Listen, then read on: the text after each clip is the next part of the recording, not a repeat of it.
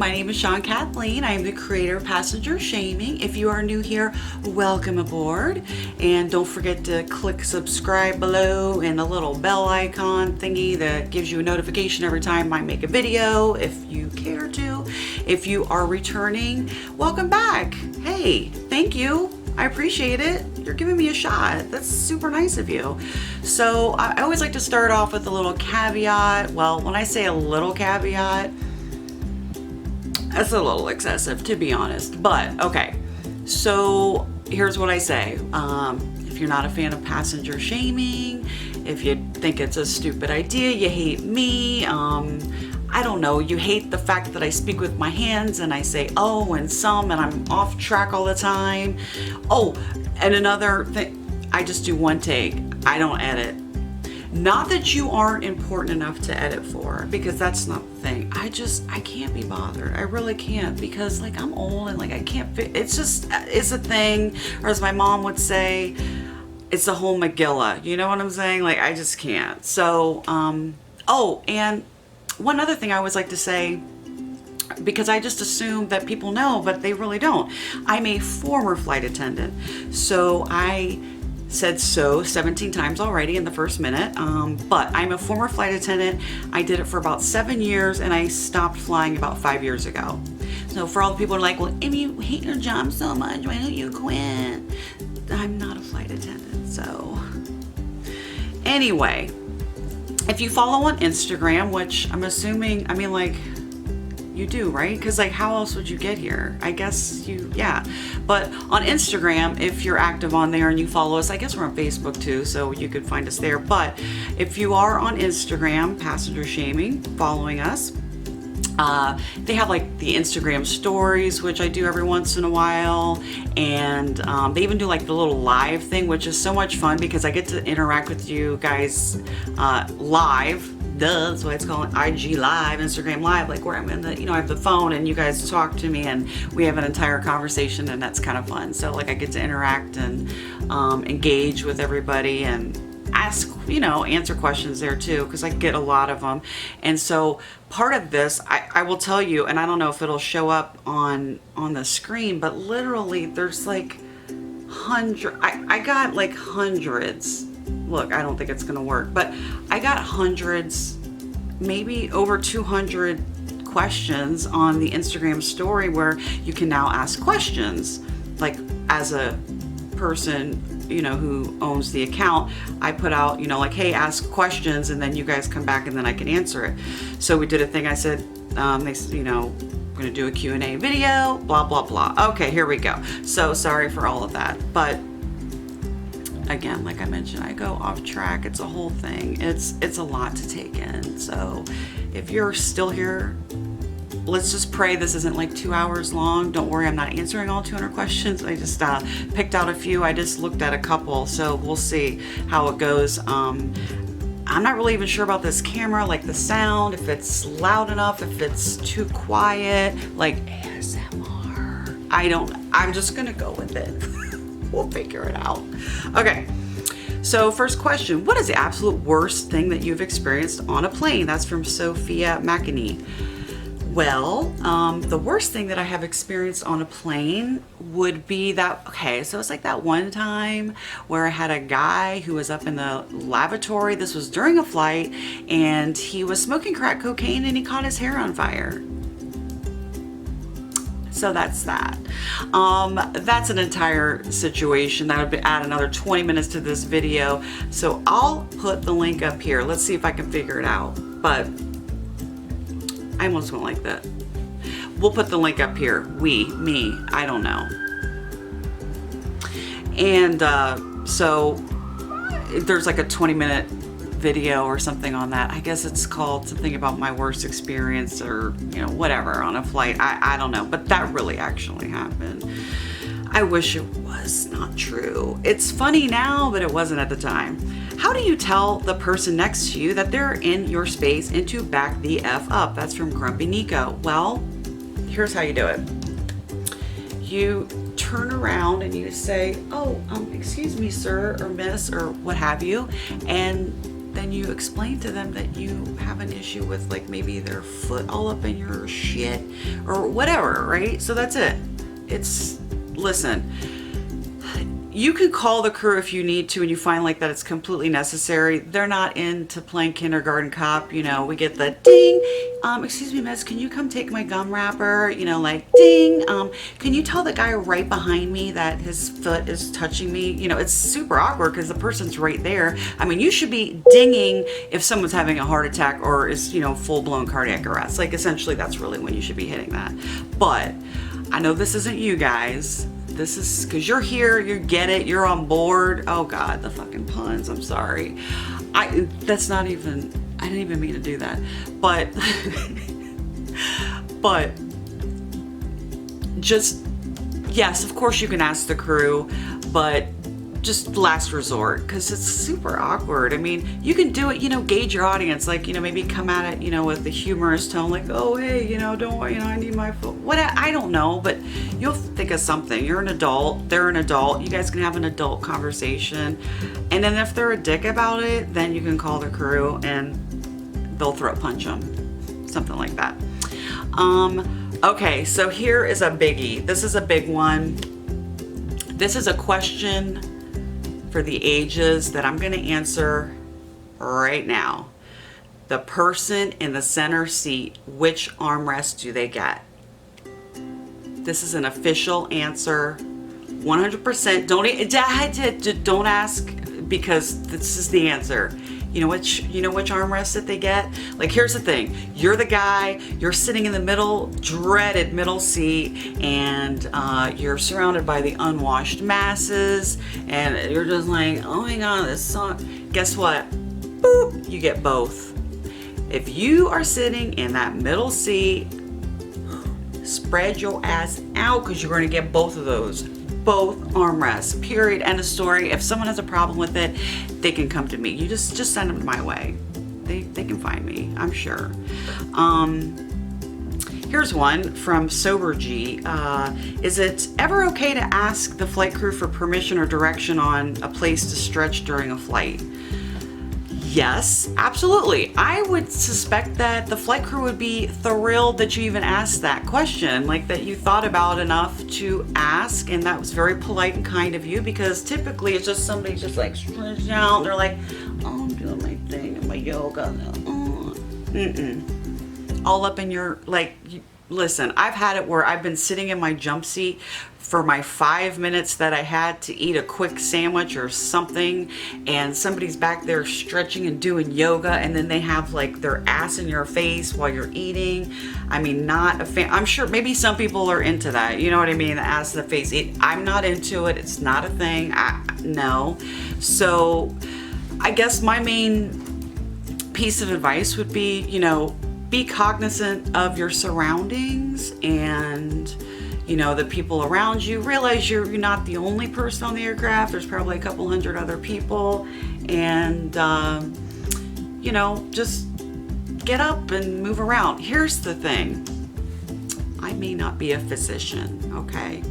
However, with fairly good certainty, I can tell you that if you're on an hour or 2 hour flight, you're not going to experience a DVT or a PE, like a pulmonary embolism, a blood clot, or anything of that nature. You're not going to die of that. I mean, I can't promise, but I mean, I'm just saying, more than likely it's not going to happen.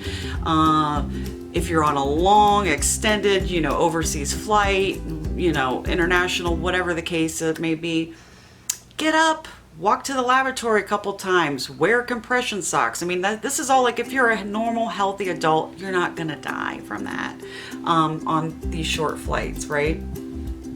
Longer, like I said, get up, move around. If you need to stretch and do all that stuff, that's cool. Just, you know, make sure you're not doing it in front of a lavatory or in like right directly in the space of the crew, because just keep in mind that little galley, that's their workspace or their office. I do air quotes. It's their office essentially, you know, like, so you wouldn't want somebody to come all up into your office and start stretching and doing push-ups and all that, you know, horse shit. So, just be aware. And by the way, like, just kind of keep track of like maybe where the cart is and where they are in the beverage or meal service, because that cart weighs 250 pounds when it's full, and it's a pain in the effing ass to like go back and forth and back and forth.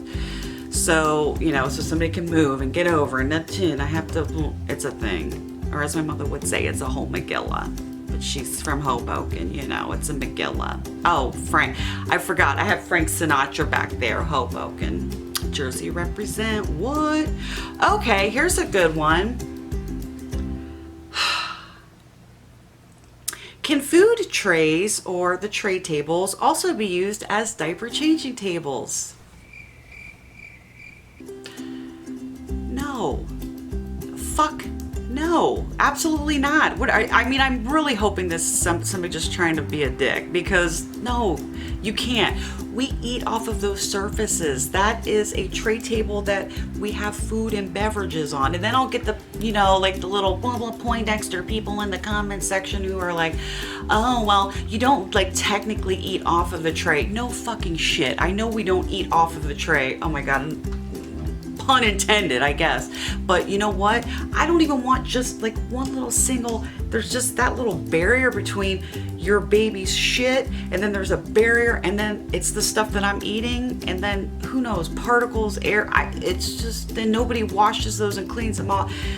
Maybe once a day is, no. There will be a changing table on your aircraft. Ask the crew. Again, not you guys, because I know you're on board with everything. I feel like the biggest freaking idiot for even saying on board like that, but I can't help it. I'm so sorry. But ask the crew. I even worked on an aircraft that had, let's see, that seated 50 passengers. So there was one flight attendant, that was me. And even on that little teeny tiny, what I like to call Barbie jet, we had a lavatory that was equipped with a changing table. So albeit very small and a pain in the ass to access, but there was one. You know what, moreover, while I'm at it, please don't ever hand a dirty diaper to a flight attendant, because this has happened too. Ding, excuse me, miss, could you just take this? And I'm like, you know, noticing that it's a diaper, you know, all rolled up or whatever, and they're like, oh no, it's fine, it's just pee. Okay, here's a question from Dan Extreme. Is the earth actually flat? You're lucky you're cute. That's all I'm saying, that you even asked me that question. Do you post videos and photographs submitted by followers? Yes, absolutely. You can do it at passengershaming@gmail.com. You know, I guess curate the content. I don't know. What do you want to call it? I don't know. But I just do all, you know, I go through them and then I post certain ones. Some might be mine. But yes, absolutely. And if you want credit, then I give you credit. If you don't, most people want to be anonymous for some reason. But fun fact about these, when I first started Passenger Shaming, which was, I just looked it up, it was 5 years ago in March. I'm like, what the? That went by quickly. And I've been doing online, you know, like online stuff as well. I started out as Rants of a Sassy Stew 11 years ago. Actually, I guess now it's almost 12 years ago. And then I started, you know, went into passenger shaming and doing photographs. It's a whole long story, and we'll get into that another time. But so I've been doing this 11 years. 5 years is passenger shaming. And what that has to do with this question, I already totally forgot. Do you submit? Okay. So yes, just go to passengershaming@gmail.com. And what I was going to mention was, when I started out 5 years ago, it was almost exclusively crew members who submitted photographs, and now it's like 99.9% passengers who do. Because they're like, I don't want to sit next to this asshole, and I want to call that dig out. So thank you, assholes on airplanes. Let's see, should I bring that CARES device for my 2-year-old? Will she be safer? And that's Ruth Brew. Yes, for anybody who's traveling with a small child, it's called a CARES device, C-A-R-E-S. And don't ask me, I forget what it stands for. Hashtag not an ad or sponsored or anything, and they have nothing to do with me. But I will tell you, it's a really good option versus using a car seat. I'm not a big fan of lap children. When my children were small enough to be lap children, I wasn't going to be held responsible to, you know, hang on to my baby when the plane drops, and you know, you're not that strong and babies fly up and hit the ground. It happens. I used to be a medic. Trust me, you see like stuff, and then you have to go through PTSD counseling. It's a whole thing. You don't even want to deal with it. And let me tell you, one, no judgment if you do this, if you know, use the option as a, you know, to have your lap child sit on your lap, and because I get the costs and everything, but in my opinion, it was just worth a few $100s for me not to have to worry about that and for my child to be safe. Little known fact, because you always get that person when you're in the middle of the, you know, aircraft and you're doing your little safety demo and all that shit, and there's always that guy in the back like, we're all gonna die anyway if we crash. Actually, more than 96% of people survive airplane crashes and incidents. Google that shit, because I'm not making it up. So 4% or less, actually less than 4% of you might not make it. You know what I'm saying? So those are pretty fucking good odds. What you need to worry about is your car ride to and from the airport. That's what you need to worry about. But the CARES device is awesome. So it's like this little harness. They're straps. It's FAA approved. You know, you can wrap it up and throw it in your bag, you know, your backpack, your diaper bag, or whatever. So it's a lot less bulky, obviously, you know, than a car seat. But in my humble opinion, as a mom and a flight attendant of 7 years, former, I'm not into the lap children thing. So I would bring a car seat or the CARES thing. And I think the CARES thing, and I wish I would have looked it up because I didn't know all these questions, I want to say it's maybe like $75. I'll link everything below in the description. Anything I talk about, I'm getting over a cold too, PS. So that's another thing. Evidently I'm killing people. I mean, I'm killing animals or turtles or marine life because I'm using a straw. So I don't know. So this person, Unfunny Hack, wants to know, no shoes? Obviously bad. But what about bringing your own slippers to wear on the plane? You might be surprised by my answer when I say I'm okay with it. And here's why. Now there's a couple little subsects to this, not SEX, SECTS. So one, I think socks are okay. You know, if you're not wearing shoes and you want to remove your shoes. Bare feet, absolutely not, never, just don't do it. Please just don't fucking do it. Don't. It's disgusting. But so the little bullet points that I want to add, if you want to wear socks or slippers or what have you, you know, if you've ever flown first class or business class, you know how like sometimes they'll give you the amenity kit and it might even have socks in that, you know, or slippers. So yeah. One, never go to the lavatory in it because that fluid, liquid on the floor in the lavatory, it's not, wait, hold on, ASMR, it's not water. It's not water. So, there's that. So make sure you put your shoes on for that. And if you want to wear socks, a lot of people will bring socks, like they'll go to the dollar store or something, or just get a cheap pair of socks, you know, brand new, throw them in their bag and then put them on, you know, on the plane. That's awesome, because here's the thing. They need to be clean, non-smelling, and keep them on the ground. They can't be all up here. I don't want your shit up there. No. So that's it. I think that's super easy. It's like one of the easiest things, like, you know, when you're on a plane. And I don't want to hear that, oh, but the planes are so small and, you know, it's all the airline's fault. It's not the airline's fault that you can't act like a normal human being. You got to deal with it. Guess what? Everybody else on the plane's okay and they're not putting their feet up. Again, your friends and family, let them know. Let's see, have I ever had any legal issues, or are there any legal issues with posting photos on the Instagram account Passenger Shaming from Danielle258? No, there are not, because legally there's no expectation of privacy while you're in a public place, i.e. public transportation. So we're all good. Let's see. Oh, I thought you were still a flight attendant. What's your current line of work? mainly this, and when I say this, I don't mean YouTube, obviously. I'm not a YouTuber and like I'm kind of suck at it, but you know, passenger shaming, but I do have a gig that has confidentiality within it, so that's all I'm gonna say. So I can't really say, but how many jobs did you have? I swear you've done it all except CEO. So I am a former flight attendant, as you know. I was a paramedic. I was a police officer. Somebody gave me a gun and a badge. No, I was good at it. I loved it. It was fun. I was 21, so that was a long time ago.